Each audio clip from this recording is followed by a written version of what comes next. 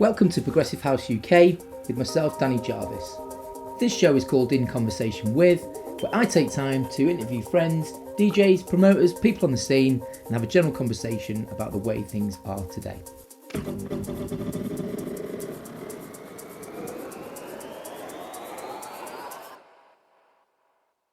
The idea of the show is just that we do something different, add to the content we've already got on Progressive House UK, other than our mix shows and our guest mix shows. So however you listen to your podcasts, at the gym, in the car, out and about, on a walk, we really hope you enjoy our conversation for now. As always, please do subscribe to our channel. So many people don't subscribe but do listen, so please subscribe. And also if you've left us a review, that would be fantastic. Be sure to find us on social media, just search Progressive House UK on Instagram or on Facebook. And don't be scared to send us messages or leave comments and tell us what you think about our shows. This week I am going to be interviewing Nasser Alazzawi. He now currently resides in Cyprus, but has been a key part of the scene in Newcastle. He talks with me all things Progress On, events, genres, social media, early doors club, and all things Cyprus and living with a new baby. So kick back, relax, and enjoy the next hour in conversation with Nasser Alazzawi. When I did events, I worked out quite quickly that, you know, a bit like the joke, if I could write the theme tune, sing the theme tune, perform the theme tune, I didn't need to outlay any costs to get other people involved. So 24 years ago, whatever, when I was putting on events, I chose the safety in knowing that there was a large gathering. So something like the media event at uni would say, we need a DJ. I'd be like, right, we'll put on an event. So I've instantly got 200-300 people. Those amount of people, I know half of them come and see me when I'm a resident at a club each week. Do you know what? If I put on an event, do the flyers, do it all at the club that I know, this is a no-brainer. I'm going to do it.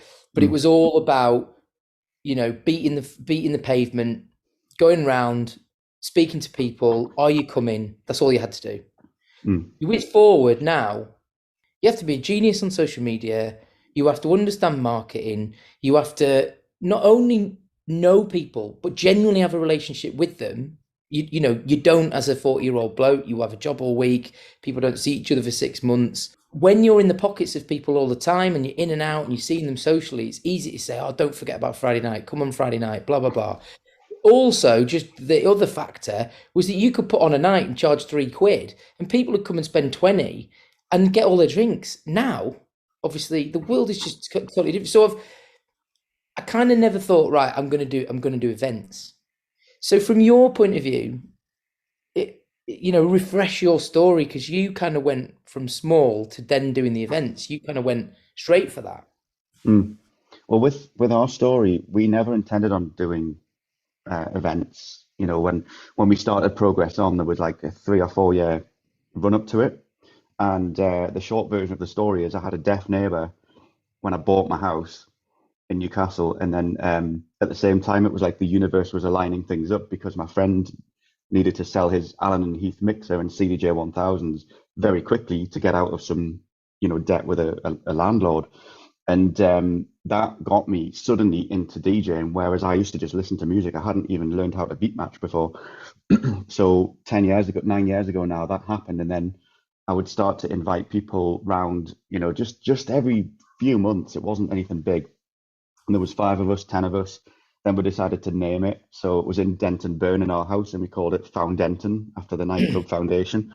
I thought this is great, because everybody who came kept coming from the last one, and then they would bring someone that I hadn't seen for 12 years, you know, someone else. And some people who were off social media heard about it. They came, and it became like, on the last one we did, there was nearly 45 people, I think about 45 people, but had that scary thing where it's like our house, we'd just renovated it. 15 of them were strangers. And I was like, are these going to trash our house, or is it going to be sound? And it was sound, it was fine. But, you know, me and Sophie at that point were like, do we now stop doing it or go public or what? And then the deaf neighbour, actually, he was a really elderly man, and sadly he passed away at exactly this point. And then some new neighbours bought the house and moved in, and they could hear, so we couldn't do the parties anymore. I mean, we had big sound Game systems in the over. house. Yeah, game over. And it was like, 3 or 4 months went by, and everybody was saying, "When are you going to do the next one?" And I was like, "What can we do?" And we figured out we could hire the Telegraph Terrace, which is when you played. We had two of those outdoors in the Telegraph, and I thought, 50 or 60 people are going to come, and on the first one, 180 people came. Yeah. And some of them were more people that had never come to the house that we remember from 10, 15 years ago. And then some of them were just because it was outdoors, there was noise traveling up the street and people were just drawn to the beats. So, people came that way. And it just kind of went from that. And then obviously once it got to autumn, it was too cold to do them outside. And I was always nervous I'm quite risk averse because I know so many promoters, people who are genuinely well intentioned, have good intentions. They hire Cosmic Ballroom or something for the first time and like 30 people turn up and they're like $3,000 down from booking good DJs, but they didn't know how to promote. And I knew that I didn't know how to promote. I just had the history, so I would build it slowly. And, if you look at things like Shindig went through the old generation of clubbing. And then as it happened, I think one of the owners is like a media agency anyway, so like he knows this stuff, like it's his job. So he, graphic design and how to market and marketing strategies and all, when to post and what to post and do video clips and do this, that, and the other. He knew when to do it, and I love what he's done because he went from old to new and didn't seem to suffer. In fact, he did very well with it. And that's one thing that every club that has done well has had is that they've had a strategy and they've executed it.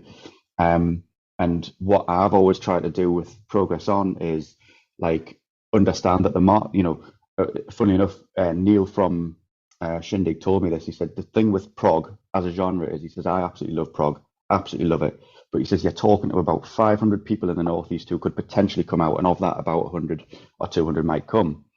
And I heard that quite late on. Like that was relatively recently. That wasn't like as I was building. I didn't know this, but I could feel that was the case. And actually, a lot of young people, they just don't like prog. But most of the clubbers out there are young people, and that's the big challenge you've got. So, when we went indoors, we stayed at like 100, 120 capacity. And it's slowly grown. But even when we got Anthony Papa in, which was like, you were there, it was an amazing event. It was my favorite one. There was like 180 people came to that, and that said it all because he's like up there with John Digweed and Sasha to me. He's amazing. He's global underground gold. He's new breed. Before that, Stress Records with Dave Seaman. Yeah, he probably represents everything that's the best of that era of music. Your journey, like you say, through that is about then deciding, do you start to put on events that are genre-led? Do you start to put on events that are genre-led that are going to appeal to a certain demographic, i.e. younger people that want to come out? One of the big problems with genres, in particular, is that it works great if you're a DJ and you're going on Beatport and you want to pick a tune and it wants to be in a classification. Most people, realistically, if you went out and played them a set of music, wouldn't be able to tell you what genre any of that was. And I think this has always been something, particularly with my DJing, I would not find it very easy to describe what music I play, because it could be anything. It could be quite obscure. It could be something that is just a standalone track, but because I've put it in a style, it sounds like it's more progressive than it is. Even the other week, looking at what genres were listed against the tracks I used, most of my music is actually deep house, weirdly deep house, or like techno. And I think this is part of it, is that with progressive music, it's more a style and an ethos behind pushing the boundaries. It's technological music that has got big sounds. When software that the DJs use changes, you get these new sounds. It's very atmospheric, it's very melodic. But then you look now at what is described as melodic techno. All these like big gigs, Tale of Us, is that not? It's all more. Oh yeah, I mean, totally. But I think you're right by labeling prog as being something that I think people think, oh, prog, Sasha and Digweed, 1996, 97, like move on. And it's sort of got this stigma, hasn't it? It's got a little stigma. I think we don't hear the stigma, or I don't hear the stigma that much, except for For those who are listening who don't know, I'm from Newcastle, but I moved to Cyprus, and in Cyprus, I was one of the only people playing, what you and I would call good progressive house. And on the live streams, people started knowing me for it, and then one or two clubs would book me to play it. And I noticed that the other DJs out here, weirdly, they're into Afro house, tech house, Latin house, anything groovy or rhythmic, and fitting progressive house into that. There's parts of progressive house in my library that I can carve into that, but actually that was more challenging. Yeah. And I have actually moved styles onto about a catalogue of about 5 other ones and play less progressive house, not because I don't like progressive house, but because as it happens, I love a lot of genres anyway.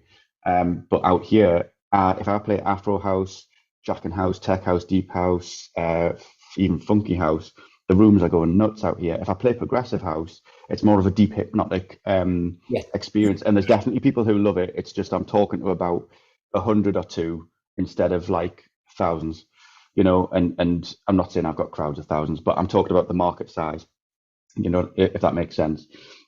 So I've had to adapt out here. Or not that I've had to adapt out here. I could have stuck my guns and I could have educated everybody and made a scene out of it. But I'm on my own out here. I haven't got a team like I've had in Newcastle with Progress On. So what works in Newcastle doesn't work as well in Cyprus. And even at the festival I played at the other week, a few months ago now, that one had a couple of prog DJs on. It had Sasha and Digweed, but the crowds were turning up for like techno, tech house, Afro house, and like you say, deep house. There's a lot of that sort of thing. And the problem with the genre naming is I could say deep house and someone hears a rhythm in their head and it's not what I'm talking about. It could be a completely different word to them. They'd be like, oh, that's Latin house, or that's something else. And nobody's always right, So I think you're right. I think one of the interesting things that was sort of prominent in my mind to talk to you about was exactly this change of culture that you've had, because it's very easy for us when you've got grey in your beard and you've been clubbing since arguably a lot of this music sort of started at, for me, mid-90s. I've got a heritage of music in my head and remember times when actually it wasn't important, particularly who the DJ was, but you might follow a DJ because he was different, and you would listen to these sets with all sorts of music in them, and you didn't know, when I got into buying records, then I guess start to classify them because genres by definition are a way of classifying something so somebody could make the choice or distinction between things. But generally, I think the UK clubbing culture is very genre led. Everything in the UK is very trend led. Clothes, music. Everybody follows this trend. When you look at kind of culture in other countries, especially when it comes to rhythms with dance music, samba rhythms, different types of rhythms that aren't part of our culture, you can definitely hear the translation in other cultures. Afro house is kind of an odd name, really, because what are they? They're just rhythms. And those rhythms are a lot more applicable. It's like when you first go to Ibiza, that you're kind of like, what's this style of music? But it actually makes you want to dance. I think that's the difference. The UK in particular, at some points, because of the trance element, the BPMs went so high that the music wasn't really danceable. And I think that's where some of the melodic stuff gave people a chance to sort of drift off, because they couldn't actually pound the feet on the dance floor to 130 BPM. I'm glad that there's a music that's kind of global. And I think I try and represent that in my music. When I'm mixing, I want to take these different rhythms, samba rhythms, bossa nova rhythms, different types of things, because I remember on dance floors that they were the exciting bits of the night. Loads of drum, loads of percussion, loads of stuff that was like, wow, what's this? Absolutely. It just makes people move. It's got a groove. The word is groove, isn't it? It's got a groove to it that some of the trancier and floatier elements in prog, you can hypnotize a dance floor with that. And I love, you love doing that. I love doing that. But you look at room 1 that plays like that, and room 2 that's got the Afro and Latin, and even tech house, jack and whatever it is, it's got more rhythm and more impact and more dopamine that's getting people moving and feeling good. And there's more smiles out on the dance floor as well. That's the thing. And it's tricky. It's tricky for prog DJs, I think, because I know a few, as I've been in the scene a bit longer, I've started to get to know the more well-known names, some of them, and they do struggle getting the younger group in.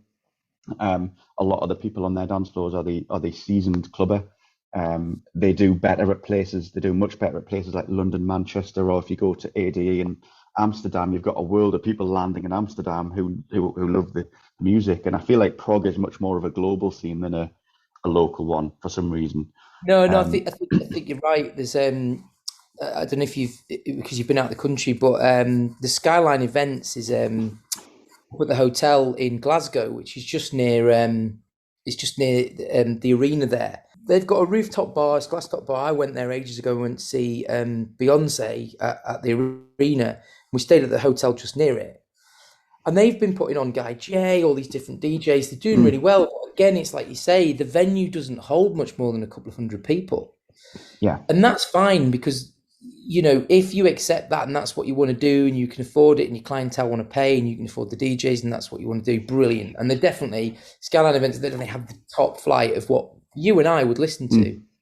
But it does go to prove that there just isn't a mass market.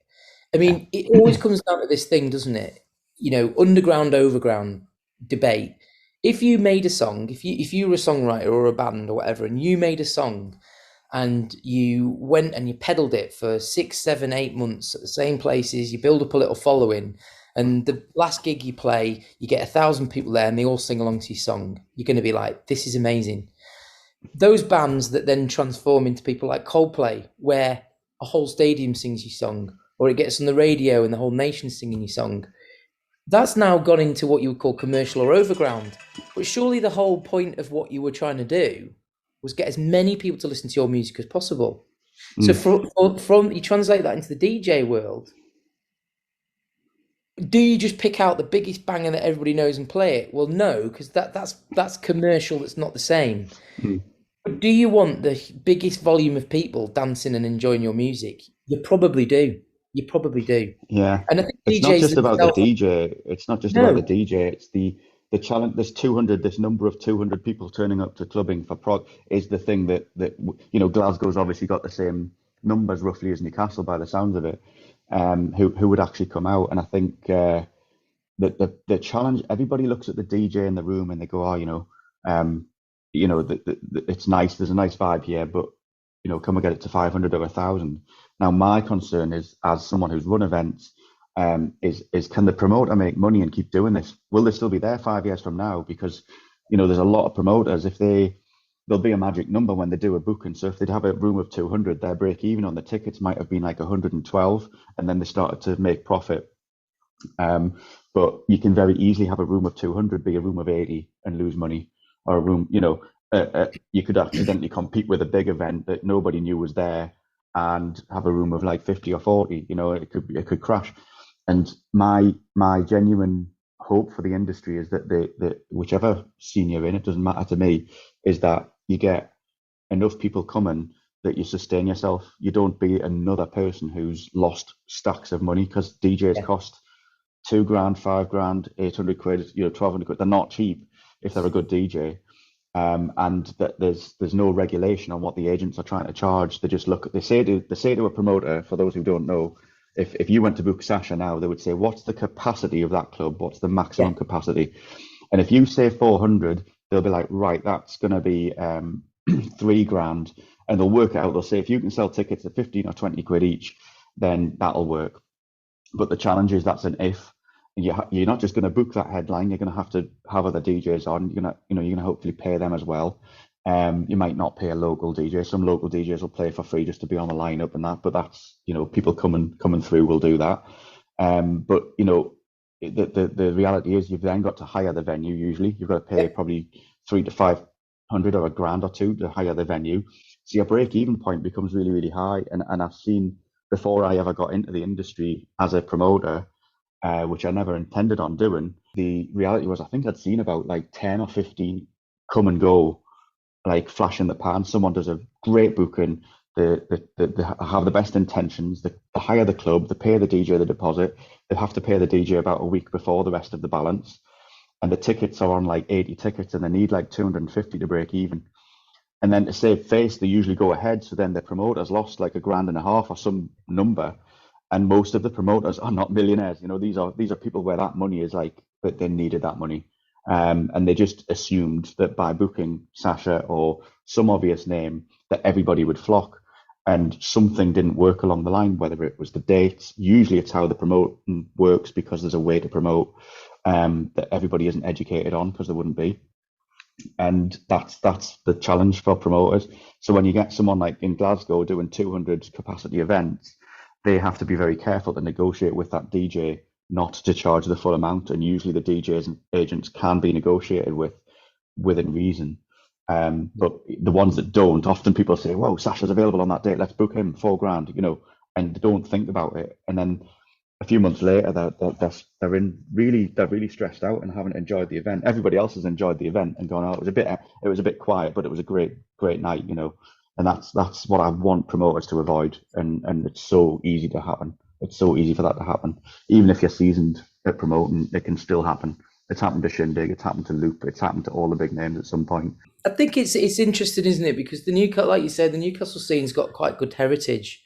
In some respects, the Northeast is out on a limb. That's not a bad thing. It means that you can get people to come across from Sunderland, Middlesbrough, up there if there's a big night.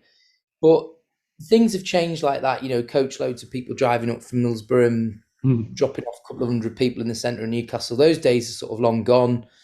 A lot of the way things were done was through hard graphs, so people just knew that Foundations down that street, it's on every Saturday. Consistency was right.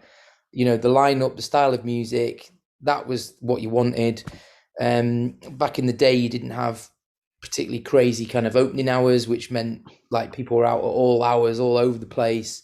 People generally did sort of chip up at a club at 11 and sort of went home by 2, the latest 3, because the licensing hours weren't much different. So you did have a concentrate of the right people in the right places.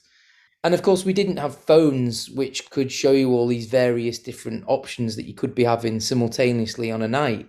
If you had a phone, if you told somebody even in the year 2000, if you had a device on you that you could look at and see that the place up the road was busier now than where you are, would you go?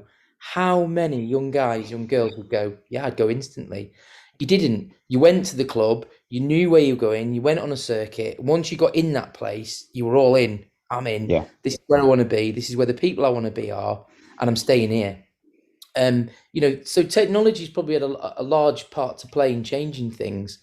But in terms of, like, you've named some things there, like the Loop guys, good music, good ethos, quality, rather than quantity, quirky venues, different places to be. People have tried to do a lot of things in Newcastle, and with varying success.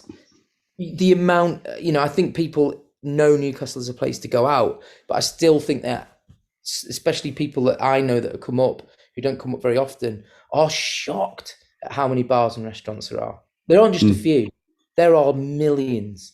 And millions of people are occupying those dance floors, those tables, those bars, who in the old days probably would have left there when it shut at 12 and went to a club. That just doesn't happen anymore. And also, you do have a DJ in the corner that can play a mixture of slightly commercial stuff, and then if he wanted, could play literally anything that's sort of a variant of that. So I think, competition of where people go out, technology, people being in touch with each other to organise things prior to going, tickets online. The landscape has changed, and I don't think anybody can sort of hark back to this time and say, "Oh, I wish it was like it used to be." It's never going to be.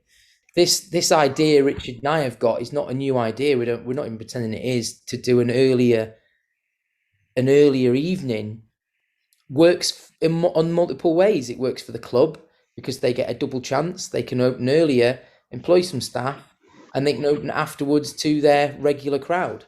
Mm. So it works for them. Like you're saying, they can then negotiate a better rate for hire. If you DJ yourself like I do, and Richard does, but he also does promoting, you've got some of that in your favour. There's no outlay. You're all the time reducing the costs.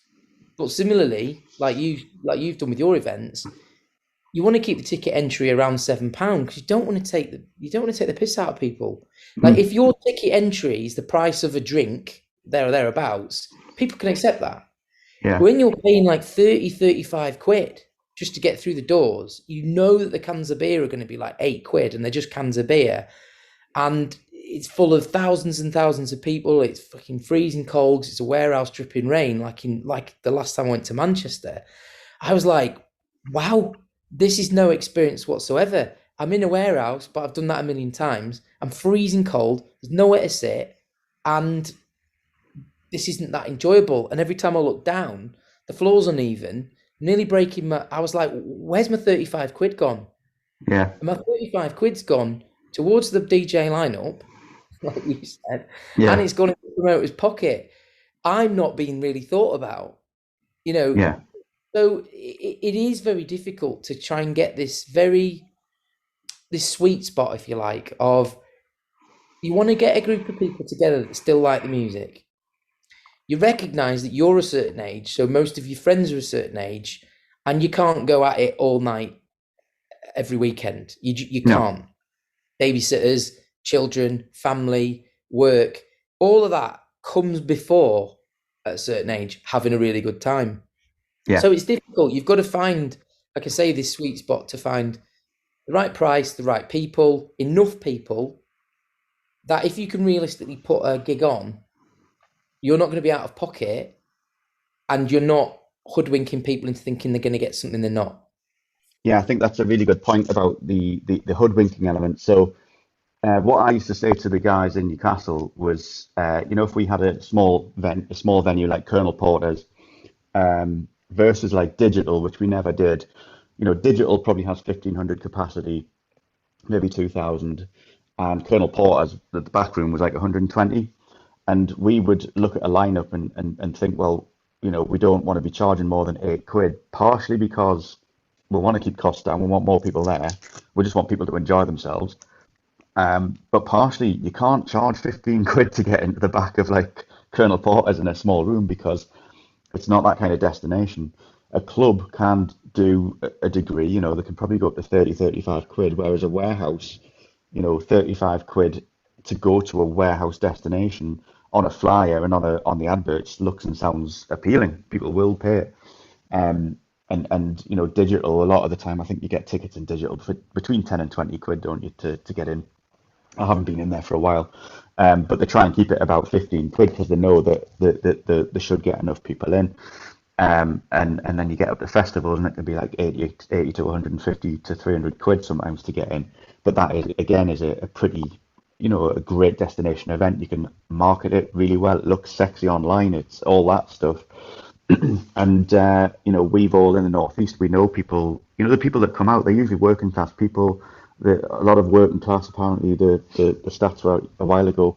Most people have about 100 to 200 quid a month spare income to go out and enjoy themselves with after they've paid for bills and food. Now, after COVID, I don't know if many people have talked about this in your circles, but after COVID, we did a progress on before COVID and after COVID. We probably did about 4 or 5 each side of COVID. And we noticed once we'd reopened and we had that reopening that didn't happen where Boris Johnson said you could open in June and then he was like, no, it's going to be July. All the events that had booked in June for that reopening date had the same problem as each other where they had to move the date and keep hold of the tickets or go bust. Mm. And we moved our event, but Shindig moved their event, Luke moved their event, and there was a stack of them on in August in the end, I think, because they had to get the DJ's diary to coincide with the event and all the rest of it. It wasn't straightforward. And what happened eventually was people, we've got friends. Well, obviously, people like Trouty, and we've got Stephen Miller. They go to loads and loads and loads of events. They're committed to the scene. They enjoy the scene, and Miller said to me once that he must have had about 200 or 300 quid in tickets that for things that had been rearranged that never happened. and he has, he prioritizes going out and all the rest of it. But a lot of people can take or leave it, and they would like to go out and it would be great, but they're not like religious about it, and that demographic who aren't religious about it, eventually I think some of them lost their confidence in, well, if I pay this event, is it just going to be another rearranged event? Because the TV they're on about potentially another lockdown. So there was that problem for at least 6 or 12 months after they reopened. And all the promoters, so I was talking to Shindig, I was talking to Loop, I was talking to people down in London, and they all had the same thing. They've bought the tickets. They've either bought a ticket that was rearranged, and 30% of the ticket holders didn't come to the rearranged date. Yeah. So he said financially I'm fine, but the bar takings were down. Or the other thing that then happened was, after enough of that rearranging happened, was people then were thinking, I'm not going to buy the ticket yet because what if it gets cancelled? What I'll do is I'll book it a week or two before the event. Now, you ask anybody who's above the age of 22, 25, if they can go out next weekend. They've already made their plans. They've forgotten about the event because their friends have got this christening or something's coming to the diary. Just normal life, and so the ticket sales were going down because the delayed buyers who were kidding themselves they could book late were forgetting and then not booking. And now we've got the cost of living crisis. It's different. It's a similar kind of problem, but it's different in the effect that, in the way that, like, people's confidence is lower. So if you can do an event for £7, that's great, but you've also probably got to add in like the reassurance of what the drinks prices are at the bar. And one of the venues we did this with, we've only ever done drinks promotions at one venue actually, and it got people's confidence up. And the venue said to us, we think that the spend has gone up because we've offered a pint for £3.50 or £4 instead of £5, and we put it on our marketing as the prog event. And there was a gin offer and a beer offer and a mixer offer, and we've tried to talk other venues into doing it, and they haven't done it. But then I think they're missing a trick, because if we can tell people to come because it's cheap, people will have that degree of certainty to book the ticket. Yeah. Instead of the question. Usually they never ask the question, what's the drinks prices? But if you know the answer to it, that extra 20 or 30 or 50 people more who will come because of that, you never know the number, but you've got to give people the confidence. You're right. It's difficult. I mean, it's a bit like you say, if people listening to this that don't particularly know me as they don't know you, but they're interested in the scene. My background is from hospitality. So, being part of the bar, club, or company, restaurant that own it, you would work with promoters. You would be genuinely interested in trying to get as many people in your venue that suited your venue, the right crowd on the right night, gaps in the market, gaps in your week spend. Back in the day when people could have the luxury of having midweek gigs, you would try and support your weekend takes with good Wednesday or Thursday nights, and you'd get promoters in to do that. You'd have your regular promoters. I worked with Steve Butler for years at Beyond when he had Cool Note and he was doing different things there. We tried Defected. We did loads of different things in that sort of space, right up to when I worked for Aaron Meller for Tokyo Industries for digital, and I'm putting on huge, large events. And back then you had a promotions person for the bar and who would work with the different promoters. So what you're looking at, really, what I guess I'm explaining, is there were multiple people all invested in making this work. And that partnership, between either one or two different parties is absolutely what has to happen. Going back to what I said about when I was in Cheltenham, when you then work for a bar and you turn round and you're the resident on a Wednesday night and they've got a spot and you say, right, look, you know what I'm like. Could you do a drinks thingy? Yeah, we've got a gap here. Right. I know that 300 people are looking to have a party. They're doing an end of media show. They want somewhere to go. Let's just combine all of that together. Plonk. And it's that combination of interests that works. Where I think is difficult is that, venues, quite rightly, nightclubs in particular, find it harder than they used to because of the competition with bars. Lots of people these days eat out. People spend 30, 40 quid on a lunch. That never used to happen. You would go out and buy a sandwich in the day while you were buying a new pair of jeans for night on a Saturday night.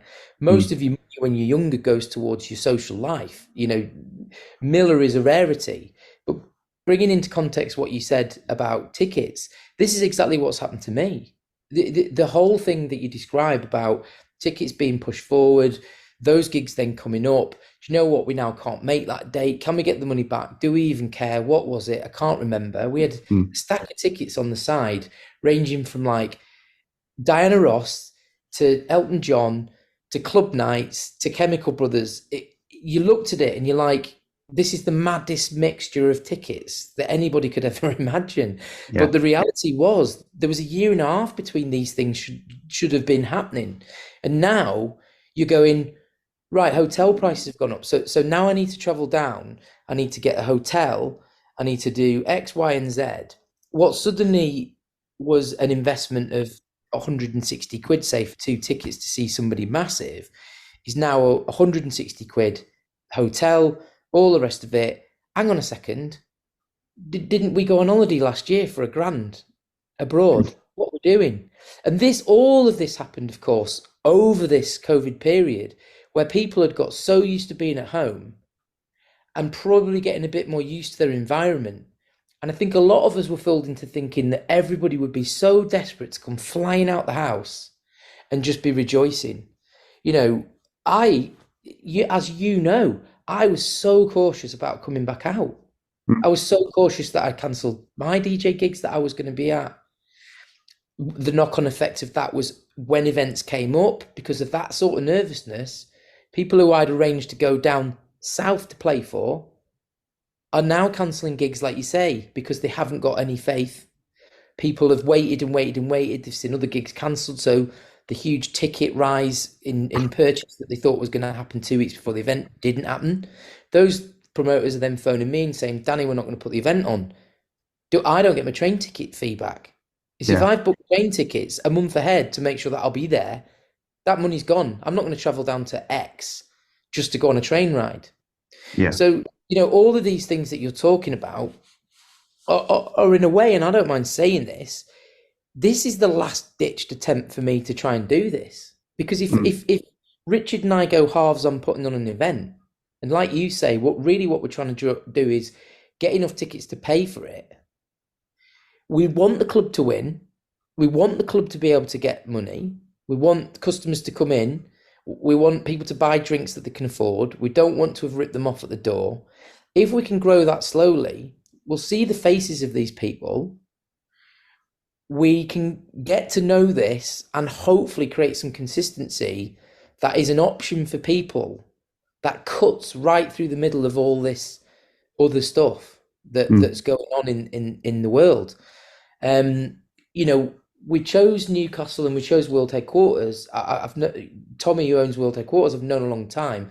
The ethos of that club is quite good. Culturally, they look at things differently. It's a good space. I really enjoyed the gig you did there. That really made me think, yeah, this is the right venue, good sound system.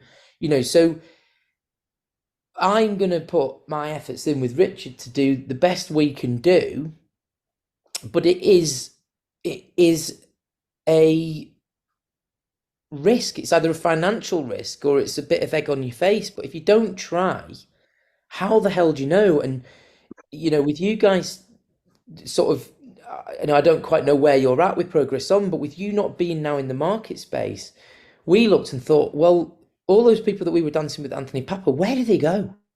Where are they going to go? What are they going to do? You know, musically, are we any different than what you did? Not really. You used to book me and you booked Richard. So the whole thing is probably about people going out, feeling comfortable in an environment, listening to good music, whatever the genre is, not being ripped off, and hopefully wanting to do that again. But it does go back to a more kind of, maybe a bit of a nostalgic sort of purpose for me, which is people go there and meet each other that they wouldn't see elsewhere. So it's different friendship groups coming together under that banner. Now that's the kind of like the Disney story, but really that is what I want. I'm tired of live streaming. I'm tired of maybe saying I'm going to do a gig and then it doesn't come off.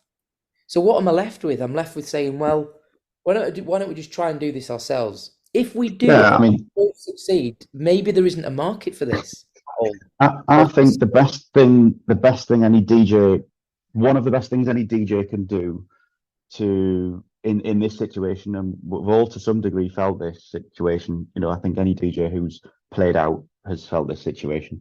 Um, and it's different if you're already famous and you've got an agent booking you all over the world. That's not the same problem. They do have challenges, but it's not this. But any DJ who's good or wanting to get more out there is it's great to make your own events, but there's a caveat to it, and it's basically this, and I'll say this to hopefully other promoters that are up and coming. They haven't got the 20-year history of doing monthly events like Shindig and stuff have.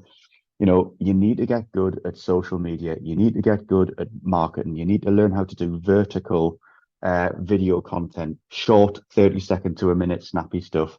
You need to give people a bit of the reminder that you're there. Not every minute of every day, but you could record everything on a Sunday and chop it into little bits so that for a month you've got content. That's the sort of thing, unfortunately, that the industry, I don't want to do it when I do it. I didn't want to have to do it. And actually, I've started to enjoy learning how to do it, but most DJs will not do it. And it doesn't matter whether you're a DJ or a promoter, it's the same game in marketing. It's been in someone's face. You remember, you're from a marketing background as well, so you might remember they used to say on TV adverts, someone would have to see something 7 times before they felt like it was their idea to go and buy a Kit Kat chunky or a car or a whatever. Yeah. And now, because of social media, everything's grabbing for everybody's attention. You scroll down for a minute and you've seen like 4 adverts and a bunch of other people who are talking about an event or a DJ or whatever, whatever it is, doesn't matter. But there's so much noise out there that you have to be able to cut through the noise with the social media content and also be repetitively there, but give people something that they enjoy. Don't hide behind a brand name. I don't find that works. People like your face. They like to feel that connecting with you, even if they're not, because they're in behind a phone, they feel like they are.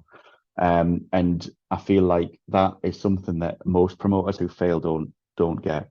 And I fought against it for a while. I didn't want to do it, but my own reach is starting to grow, and I'm getting like followers from, some of them are local followers, but some of them are all over the world, and you've got to just take them all. And ones who are local will actually come and see you. Obviously, if you break through and become famous, you'll attract people from far afield, but the point still stands. People use their phone. I know you've got me on camera and you're not going to see this on the audio, but they hold their phone upright. They hold it in what's called portrait mode. If you're doing a wide landscape video like we do on live streams, it looks ridiculous because it only occupies a third of the screen. So when I do my short form content and it's just punchy 30 seconds or a minute of, this is some tracks that excited me this week, here we go, bam, you've got to treat the internet like they've got ADHD. You either grab their attention or you've lost them, Yeah. And I do this short form content, but I turn the camera vertically and do it that way because I want it to be wide, but no one's looking at their phones wide. They don't sit with their phone's landscape. So no, you're right. And the irony, of course, of all of this is that we were told to do it landscape for so long. Yeah, I mean, it was. It is knowing these trends, and this is it. We've led naturally to this crux. Is that knowing how to make something successful is not just it's like I say, it's not it's not the sausage, it's the sizzle. The sausage is one thing, but it's the sizzle that excites everybody, and it's being able to do that, but also understand the technology, understand the trends within that technology, within those different platforms. Also, like you say, chopping work up, making it TikTok available. Now, I guess one of the things is, like you say, if you want to be in the race, you have to do the training. If you want to be in the race, you might want to win it. If you're going to be in a race and you're going to go all that distance to get yourself in it, then you might as well do as best you can. Are you going to do well if you haven't got a decent pair of shoes? Are you going to do well if you haven't done any runs? Have you done any races before? It's a bit like that. I agree with you that it feels like you can't just go in with sort of one strength. You've got to have a whole toolkit. It's very difficult as well when you're starting things because you haven't got a content library. You'd have to build the content. What's the best way of showing somebody how successful your event's going to be? Show them how good your last one was. Well, what if it's your first? Yeah, Where do you start? You also, like we've said, these days being authentic is really important. So you're not going to yeah. go and film a crowd and then be a whiz on the computer and pretend that you were the one DJ in that crowd, because chances are you're going to get found out. So, Okay, so can I be controversial and disagree on something with this? Because yeah, this go, is yeah. something that ethically, I didn't want to do this ethically, but when we had our very first Progress On, we'd gone from my house party, which was about 45 people, which built from 5 friends to that over a few years, to then going public. And I understood very little about promoting, but I knew that the brain thinks in pictures and not words. So I got a picture of a rooftop terrace that looked similar to the Telegraph roof terrace when we moved there. And it was people dancing, sunset background, and I put my logo over it. Not saying that's film footage from our event. I never said that, but I just showed people this is roughly what's going to look and feel like. And that people were dancing. There was a DJ. There was a sunset, and literally, as if you'd peeled it off the page, that's what our event was when we did it. I mean, And and just to be the, clear, there's nothing wrong with that. What you're yeah, doing for people is painting a picture of what it's going to be like to sell it. So we're not confused. I guess what I was talking about is in the modern world, it's very easy to rip things off and be very mm, good at technology, and people not know that that wasn't a real thing. yeah, You, yeah, you've, definitely. you've done what people in marketing have done for years there. Mm. Is that person eating a Bounty chocolate bar on a hammock the only person on that beach? No, if you pan the camera to the left, there'd be 1,000 people on the left hand side and 1,000 people on the right. You've just told them to clear out the shot. So no, being good at promoting and painting pictures for people, you're very right. And you have to be creative with content to get your message across. I think that's important. Yeah, You know, there's, but you again, you're displaying their knowledge of something that is extra of what you're going to do. You yeah. know, this is why DJs who just want a DJ have a promoter or an agent. The agent talks to the promoter. The DJ doesn't talk to the Club. Yeah, the the promoter. promoter. And this is why, in the industry that I'm now in, we're an agency, because you're not going to have a venue booking an expensive singer and chasing them for an invoice. You have an agency that takes care of the paperwork, the logistics, the insurance, if you like, in inverted commas, of that person not turning up. You get a replacement. It's all dealt with. And you can see why that works. So, to come a tier down like you've done, you do have to do it all yourself. Mm. You need a range of skills. And that's what I'm saying. It's like, right, you want to be in the race. You need to be Yeah. multi-talented these days. Yeah, and I Um, think I think there's something to be said for with regards to content. For those of you who are listening who don't know what to do, first of all, there's a guy on YouTube. I've just started following him, and he's bang on the money. His content is about DJs and how to promote yourself today, like what to do with Instagram and Facebook and TikTok now. Not that you have to be on all three platforms, because you actually don't. But this guy, I'm just literally looking at my phone to find him because I've got some saved videos to watch later. So I found him on YouTube. He's a channel called Graham Farmer. So it's Graham, Grahane, and then Farmer like a farm. He shows you how to do, if you're a DJ right now, or a promoter, what you can do on Reels. And there's all these different little tips, and they're dead easy. They're not actually that hard to do, like how to put audio over a video and make something rotate and make it look good, or how to talk to the camera in very quick succession and not bore someone off the channel. How to get a follower, how to do all this stuff. And I was watching it going, I wish I'd done this like a year or two ago, because reels are not new. Short form vertical content isn't new. But I think to the DJ world, the good news is, if you're listening and you're a promoter or a DJ, it is actually quite new to this scene, because people aren't doing it en masse yet. Fast yeah, forward 2 years from now, and you'll be joining a train that's already moving long left the station. But at the minute, I think it's a good time to start doing it. And what he's great at is he teaches you a strategy of like how to plan your week and your month, so that you're not sat doing loads of videos. You're just doing an hour's work and splitting it over a month. And that's yeah, something that I think promoters have got to get good at. And I know you already know how to do live streams and things like that. but some people are intimidated by it. But the reality is, we've all got this phone, this kind of iPhone or Android, and we can all do it. It's just usually an app or a click here and a do this thing. It's So not. I guess this leads me to the ultimate question, really, and it's a burning question for everybody, right? What drives us to do this? It's such a great question, that, to be honest. This is the thing. 20, what year is this? 2022. So 20 years ago, Promise and Shindig were on every weekend, right? Every weekend. Every Friday was Promise, every Saturday was Shindig. All they did was poster around towns.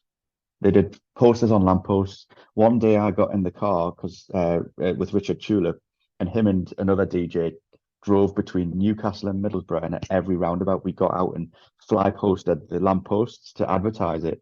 And so much so that they got in trouble from the council, but it was absolutely effective because there was a 1,500 people in the club, and not every week, it was up and down, but that's what you had to do. And that was probably like, you had to do maybe a newspaper article. People read newspapers then, you had to do something on the Chronicle website. People read the Chronicle website then.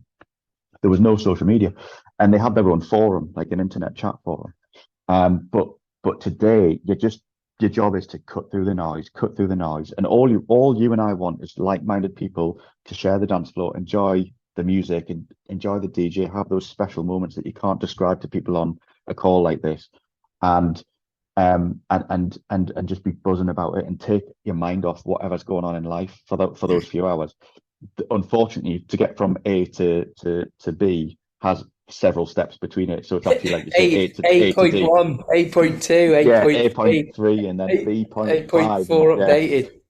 It's not, Yeah, and it isn't as complicated as it sounds once you know how to do this stuff, but it's intimidating when you haven't done it yet. And I know you can do. I've seen you do some short form content, but what I remember of it, most of it, it's branded with yeah, yeah. Progressive House UK, and people connect with people. So I would encourage you to do, talk to the people and watch the engagement grow because they feel the connection on the Yeah, phone. you're right. I mean, one of the things that, I'm in marketing, and you start with a strategy. What do I want to achieve? And you work out a strategy to get there. However you get there can slightly change, but you do work to a strategy. You have milestones, you have, key sort of indicators as to whether you're being successful. I think one of the mistakes I made when I started Progressive House UK was that I didn't have a clear goal in mind. So I kind of went off and wanted to start podcasts. That was what I wanted to do. I was switched on to what a podcast was. I was switched on to the fact that I wanted to try something different with my DJing and get it out onto a different platform than the ones that were available. And I also wanted to discuss my love of the scene and X and Y with people that I could meet. And at that time, it was, again, we talk about technology working at certain times with each other. Facebook was a different space. You were able to say to somebody on Facebook, hey, I'm doing this, drop a link. People were able to go off from Facebook and enjoy content that you'd done elsewhere, but the community thrived on Facebook. Mm. And I'd got this idea, again, not new. If I have this content and I can create conversation in the community space, those people that want to get something like a podcast delivered to their phone, they've not got to search for it. Now, saying this to you now, it's 4 years later than when I started it. And it's only now that I realized that even though I'm in marketing, I definitely didn't do a good enough job telling people what I was actually doing. Because, the podcast itself is a no-brainer. You don't have to do anything. You don't have to go to different platforms. It will get delivered to your phone. So my message is to get somebody to say, you just need to subscribe. But of course, when you've got a community on Facebook and you're all chatting and you're posting stuff and you're posting content, there's a huge amount of people are there for that reason. Mm. And there's a huge amount of people, like you said, the 7 times thing. Maybe they just don't get it. Maybe they just didn't. And then Facebook, unfortunately for me, changed a huge amount of its algorithms with people linking off. They were not keen for people to leave Facebook. Yeah. So posts would not travel the distance they did if you had an external link in it. And that really killed it. The second thing that really damaged Progressive House UK from a podcast point of view was the whole hullabaloo with the licensing that we discussed before the Yeah. call. Overnight, I lost 20,000, not a few, 20,000 listeners a month were listening to our podcast through Spotify. That stopped overnight. Bang. And it was like, what? So technology plays a huge part in enabling you to do these things. And the different community spaces that we were in was a way of telling people, look, you're real people, there's this happening, and combining it all. But it all became very fragmented. And, you know, the original sort of want and desire for me to do something, I have to be really honest, was also because at the time I had a much more ordinary corporate job that wasn't creative enough for me. So I was driven, because I said to you earlier, like, what drives us? What was driving me was to be more creative, was to combine the love of my music, was to combine my DJing with these new technologies and be like, look, I want to offer something slightly different to people. But even in the marketing knowledge I hadn't joined the dots myself because I didn't really have an end goal. I didn't really think, oh, what do I want? What am I absolutely trying to achieve here? And 4 years later, I'm sort of sharing some of this with people that are closer to me, that have gone a bit of the journey with me. And even they now get it. But you still need to know how to run a podcast, how to record, how to do the back end of it, how to do the right marketing to get the right message to people to make them understand what's going on. And I give you a prime example. Everybody in the world these days listens to Stephen Bartlett's Diary of a CEO. Okay, so #1 podcast in the world on Apple. He comes on, and even now, years into it, he's coming on and saying 75% of everybody that listens doesn't subscribe. Do me a favor, please hit the subscribe button. 75% of people don't subscribe to Apple's #1 podcast. And Stephen Bartlett, he's a multimillionaire. So it's no wonder I've been struggling. People just don't do what you think they're logically going to do. No. Even if you think you've explained it, you haven't. So I think a lot of people, I mean, I've been guilty of with my live streams. So all of my live streams are archived on my YouTube channel, and some of my public DJ performances are also on the YouTube channel, and all of the audio recordings of performances are on my SoundCloud channel. And one thing that I forget to do, and all of us forget to do, I think, at some point or other, is actually make the invitation, even if you're repeating it. You know, make sure that you say, if you want to keep up to date with it, please subscribe. You don't want to say that because you just want to get on with the music. But if you don't say it, you look at one person A who doesn't say it, they end up with 200 subscribers in a year, and person B who said it's got 3,500, because, you know, even though still 75% of the people who listen are not subscribers, you've still done better than had you not asked. You know, you've not made the invitation. And just talking to you about it now, like, I've completely forgotten that on all of my videos I've done, you know, on more than half the time I've forgotten to mention subscribing. Or if I've done it, I haven't done it in the first 10 or 20 seconds. I've done it halfway through, which is too bloody late, because a lot of people will cut off after they're off to do something else. You know, people don't listen to a 3-hour set religiously. They'll listen to 20, 30 minutes of it and start eating dinner. You know what I mean? You can't, you've got to get it done at the beginning, and maybe remind them later. I mean, this is it. The sort of, you know, like I said, 4 years later, you know, I've gone back to what I was doing in year one, which is these sorts of podcasts. This is very different. I used to write the show, structure it out, write a transcript, do an interview, introduce a tune, give some industry news on gigs that were going on around the UK, or, you know, of the smaller scene that we're involved with, so that people would be aware. And the listens were good. They were really good. I was really, really pleased that some random guy could sort of put together a show and, you know, record it, do it all within a couple of hours, produce it, edit it, put it together and put it out there. And it was fine. And somewhere in amongst that, I decided, do I want to keep doing this? and decided to move away from that. You know, a few people contacted me offline and were like, "Oh, I wish you'd carried on with that." And you know, you don't sort of want to say to people, "Yeah, but it takes you like 4 hours to do it." Yeah. The irony, of course, of that is that most people don't know that DJs spend hours and hours and hours looking for tunes. I prep sets. I'm a prepper. I prep How set, how and the much next time night I'll play when it. you and I were doing weekly live streams, how much time did you prepare Mental, one? mental. How much time? It was nuts.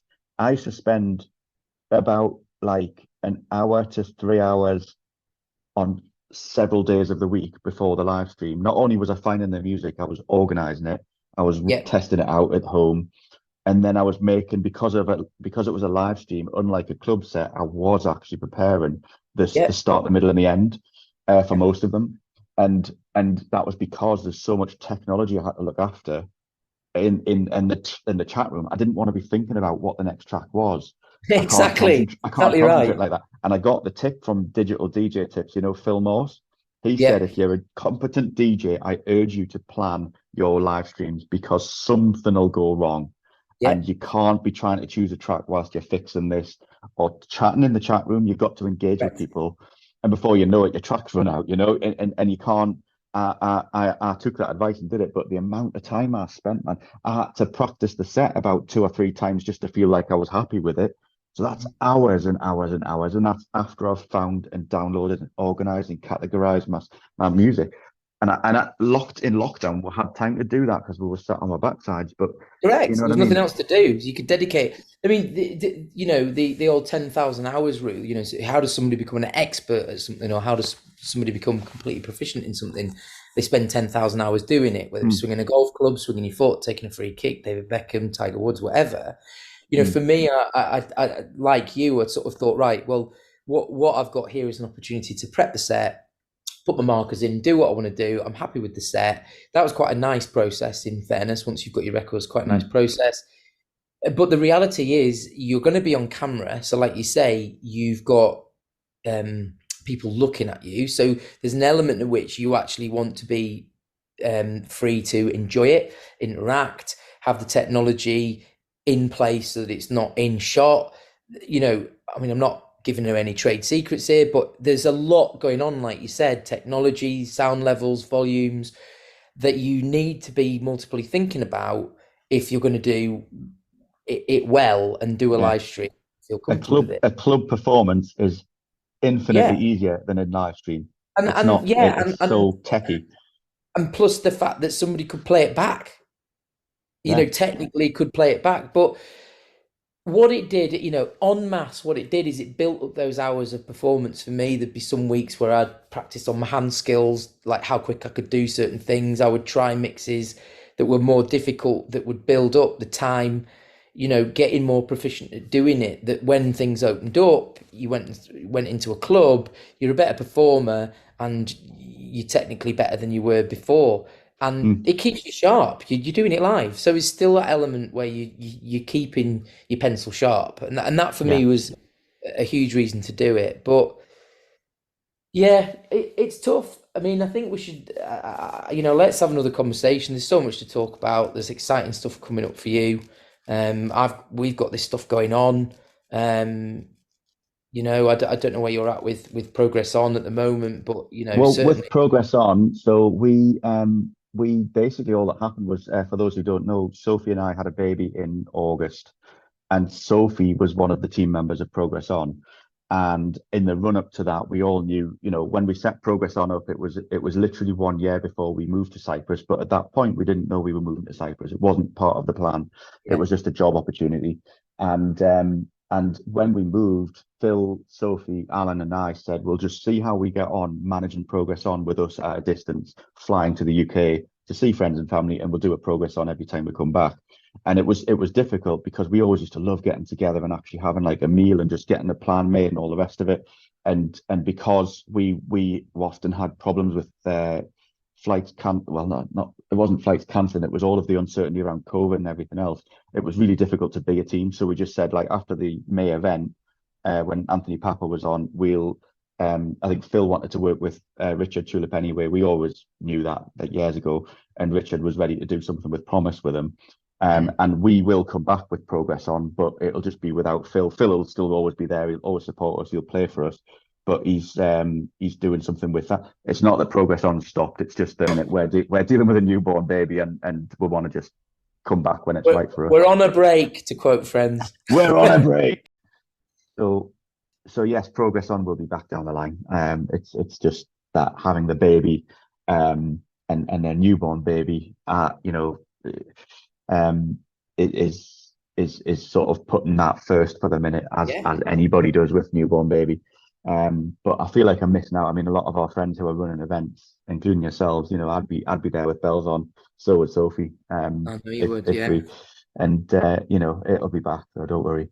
It's something I'm actually very keen to do. I really want to do a boat party in Cyprus. Actually, that's what I really want to do, a boat party for it. But that's not Newcastle. That's across in the Mediterranean.